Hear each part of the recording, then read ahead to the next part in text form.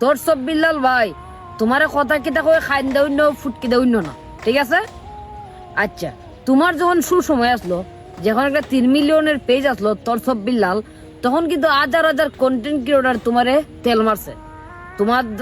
তোমার দ্বারও গেছে, তোমার বাসাত গেছে, বিভিন্ন কাজে তোমার লাগছে, ঠিক আছে?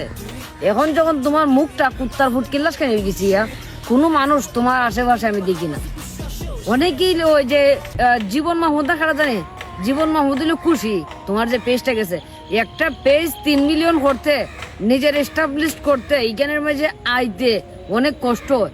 যারা আমি কোনো তেলবাজ না, তেল মারি না, তেল মারার ফুলা না, কথা সোজা ক্লিয়ার।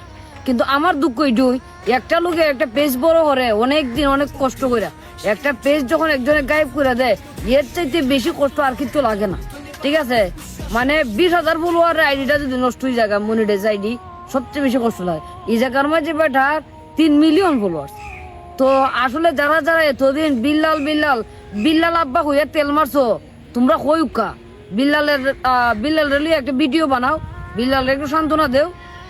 অনেকে কইব আমি বেদব, বিল্লাল ভাই নাম লইছি, মুখো নাম ধরে ডাক দিছি, বেদব কইলে কইতে পারো। কথা কিতা কই সব সাফ কই, পেঁচাই ফুচাই বালতিটা মাত মিজানে মাতে না, মারতেও না। সবাই ধন্যবাদ। ভিডিওটা ভালো লাগলে শেয়ার দিও।